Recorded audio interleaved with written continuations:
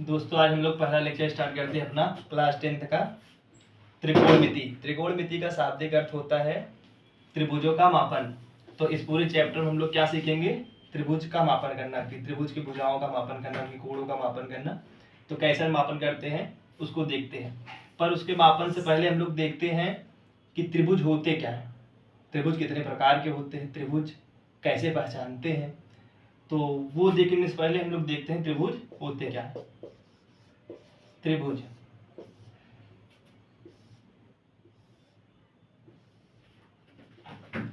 त्रिभुज तीन रेखाओं से बंद आकृति को हम लोग क्या कहते हैं? त्रिभुज कहते हैं। त्रिभुज में तीन रेखाएं होती है, ये इसके भुजाएं कहलाती हैं और ये इसके कोण कहलाते हैं। तो तीन भुजाओं से बंद आकृति या तीन भुजाओं से घिरी आकृति को हम लोग क्या कहते हैं? त्रिभुज कहते हैं। त्रिभुज को पहचानने के दो तरीके होते हैं। पहला उनकी भुजाओं के द्वारा, भुजाओं के अनुसार, और दूसरा होता है उनके कोण के आधार पे।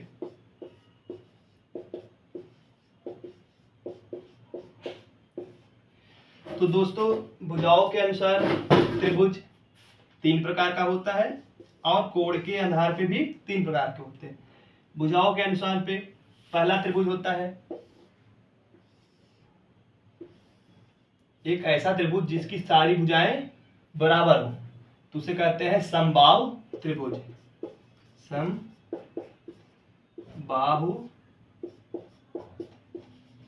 त्रिभुज। एक ऐसा त्रिभुज जिसकी दो भुजाएं आपस में बराबर हो, कोई भी दो भुजाएं आपस में बराबर होती हैं तो उन्हें हम कहते हैं समद्विबाहु त्रिभुज।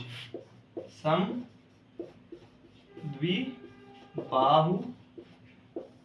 त्रिभुज। तीसरा त्रिभुज होती है, अब एक ही केस बचा हम लोग के पास, या तो तीनों भुजाएं बराबर हो सकती हैं, या कोई दो भुजाएं बराबर हो सकती हैं, या फिर कोई भुजा आपस में बराबर न हो, तो ऐसे त्रिभुज कहते हैं विषमबाहु त्रिभुज। विषमबाहु त्रिभुज। अब दोस्तों कोण के अनुसार देखते हैं। कोण, ये इसकी कोण कहलाते हैं।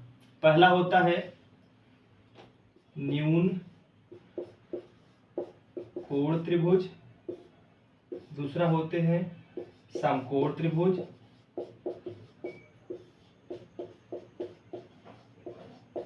तीसरे प्रकार होता है अधिक कोण त्रिभुज।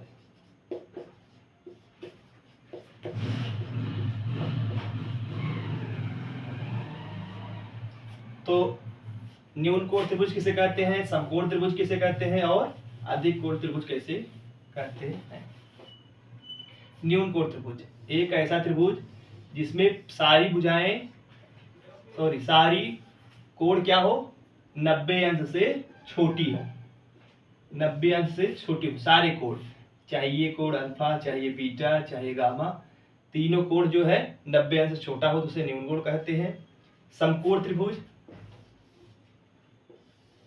एक ऐसा त्रिभुज जिसका एक कोण क्या हो, 90 अंश के बराबर, कोई भी एक कोण 90 अंश के बराबर हो उसे हम कहते हैं समकोण त्रिभुज।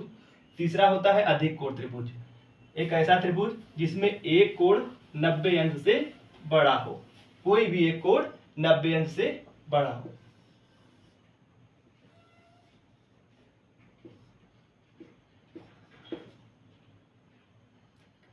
ग्रेटर देन 90 अंश, कोई भी अल्फा, चाहे बीटा, कोई गामा, इसे कहते हैं अधिक कोण त्रिभुज। ये होते हैं हमारे त्रिभुज। त्रिभुज को भुजाओं के अनुसार तीन प्रकार के होते हैं, समबाहु त्रिभुज, समद्विबाहु त्रिभुज और विषमबाहु त्रिभुज। कोण के अनुसार भी तीन प्रकार के होते हैं, न्यून कोण त्रिभुज, समकोण त्रिभुज और अधिक कोण त्रिभुज। पूरे त्रिकोणमिति में हम लोग जो अध्ययन करेंगे वो किस त्रिभुज के ऊपर काम करेंगे? समकोण त्रिभुज। समकोण त्रिभुज मतलब एक ऐसा त्रिभुज जिसमें एक कोण क्या हो, 90 अंश के बराबर हो, कोई भी एक कोण 90 अंश के बराबर हो, उसे समकोण त्रिभुज कहते हैं। तो आइए अब हम आगे अपने चैप्टर में चलते हैं। तो पूरे त्रिकोणमिति में हम लोग किस पे बात करेंगे? सिर्फ समकोण त्रिभुज पे बात करेंगे। समकोण त्रिभुज यानी एक कोण 90 अंश के बराबर हो।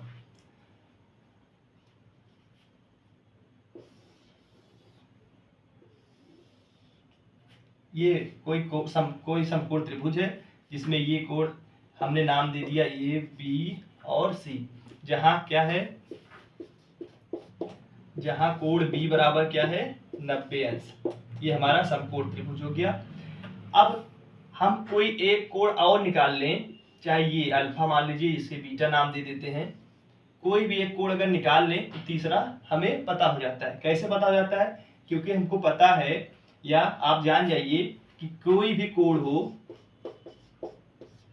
कोई भी त्रिभुज हो, कोई भी त्रिभुज हो, उनके अंतः कोणों का योग, मतलब ये कोण ये कोण ये कोण, तीनों कोणों का मान क्या होता है 180 अंश होता है। एक हमें पहले से पता है 90, अगर एक हम निकाल लेते हैं तो दूसरा ऑटोमेटिक निकल जाएगा, क्योंकि हम 90 एक जानते हैं, एक और पता चल गया तो एक बचा है, तो 180 में से घटा लेंगे तो हमारा निकल जाएगा। तो इसीलिए हम एक कोण को निकालते हैं बेसिकली। तो इसको निकालने के लिए त्रिकोणमिति में हमें 6 फंक्शन दिए गए। कौन कौन से फंक्शन है? 6 फंक्शन है जिसकी मेजरमेंट से, जिसकी सहायता से हम लोग और कोण निकालते हैं, भुजाओं का मान करते हैं। तो बेसिकली इसमें हमें 6 फंक्शन पढ़ना है। क्लास 10th की जो सिलेबस है उसमें हमें 6 फंक्शन पढ़ना है। पहला है साइन फंक्शन, दूसरा कॉस, तीसरा टेन, चौथा कॉट, सेक और कोसेक।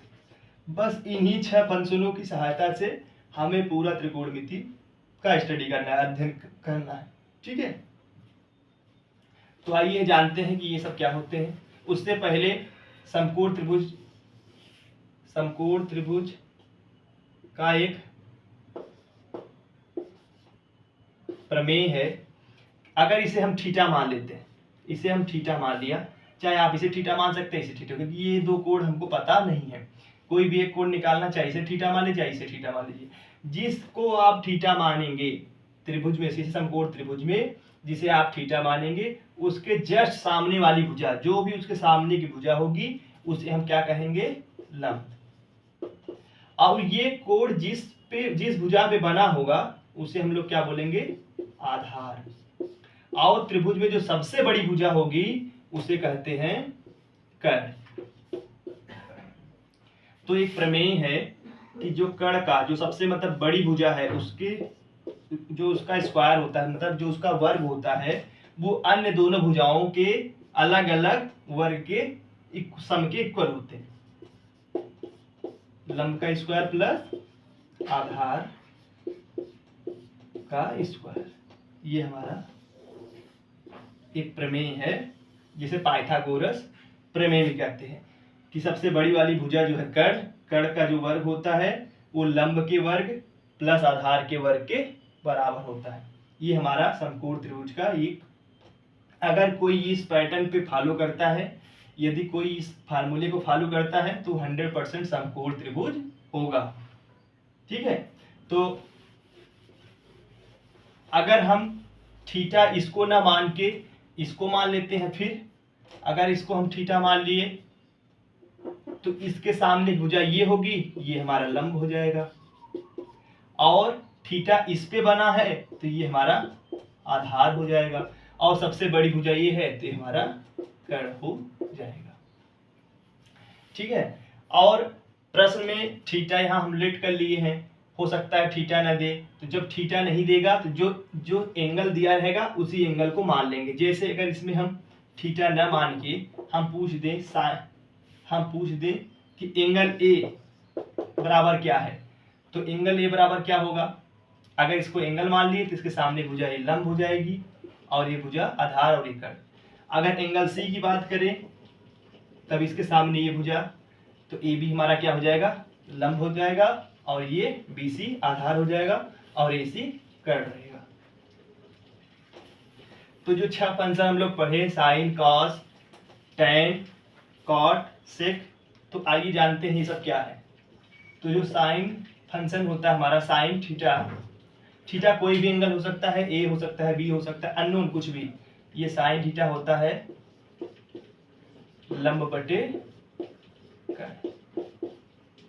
ये cos थीटा होता है, cos थीटा बराबर होता है आधार बटे कर्ण, और tan थीटा जो होता है उसे कहते हैं लंब बटे कर्ण, लंब बटे आधार।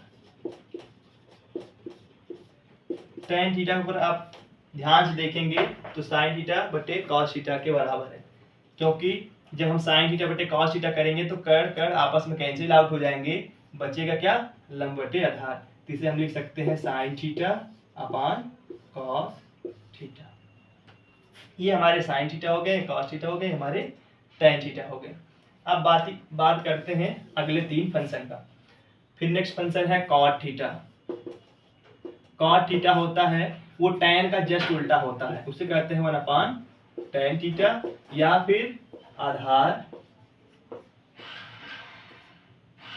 आधार बटे लंब। फिर हमारा है sec थीटा जो होता है 1 अपान cos थीटा, कर्ण बटे आधार।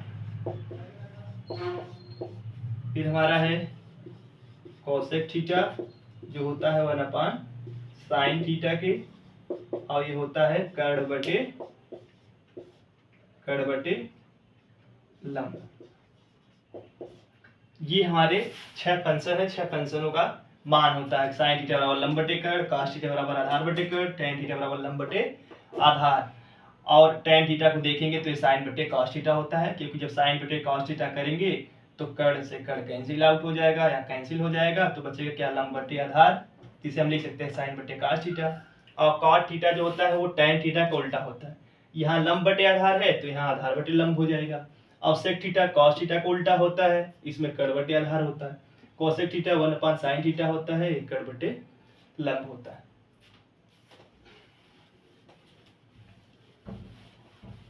इन 6 फंक्शनों का मान हम याद कर लेंगे, और इनको याद करने के लिए हम आपको ट्रिक बताते हैं। इनको याद करने के लिए ट्रिक है लाल बटे कक्का। अगर हम यहाँ लिख दें sin थीटा, cos थीटा और tan थीटा साथ में लिख दें, तीनों को याद करने की एक ही ट्रिक है लाल बटे कक्का। जहाँ पहला लेंगे यल बाई के, यहाँ से पहला लेंगे sin थीटा, यानी लाल से यल से लंब और के से कर्ण और बटे क्या, sin थीटा। ये sin थीटा का फार्मूला निकला है। दूसरा उसी प्रकार दूसरा हम लेंगे तो a से आधार हो जाएगा और k से कर्ण हो जाएगा। ये दूसरा इसमें से लेंगे तो क्या हो जाएगा, cos थीटा के बराबर आ गया। फिर तीसरा लेते हैं इसी प्रकार यल बाई ए, यानी लंब बटे आधार, तो ये किसके हो गया, tan थीटा के।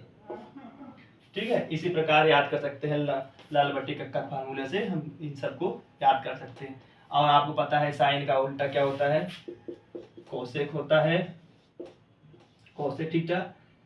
और cos थीटा किसका उल्टा होता है, 1 अपान सेक थीटा का। और tan थीटा किसके होता है, 1 अपान cot थीटा की। तो इस प्रकार से हम सारी वैल्यू निकाल सकते हैं। ये चीजें आपको लर्न करनी होगी। याद करने के बाद अब हम लोग सॉल्व करते हैं एक्सरसाइज 8.1 का क्वेश्चन।